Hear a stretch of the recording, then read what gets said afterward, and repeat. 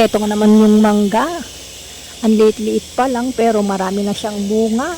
Ayan, tanim ko yan 4 years ago na. Hindi ko nga akalain na magkakabunga siya ng ganito kasi ang liit-liit pa lang. Pero ayan, napakaraming bunga at ang lalaki pa. Eto, ang laki nito, ganyan siya. Meron pa din sa taas pero eto lang maabot ko kaya eto lang ang bibidyo natin. Super laki talaga, sulit na sulit pagkakain ka din eh. Ayun pa yung isa.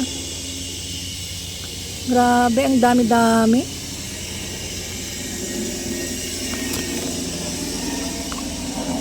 Oh, ayan, di ba? Ang dami-dami, guys.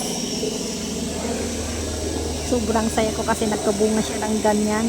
Kasi hindi ko akalain na magkakaroon ng bunga na napakarami na ganyan. Oh, thank you for watching, guys. Ingat po palagi and God bless.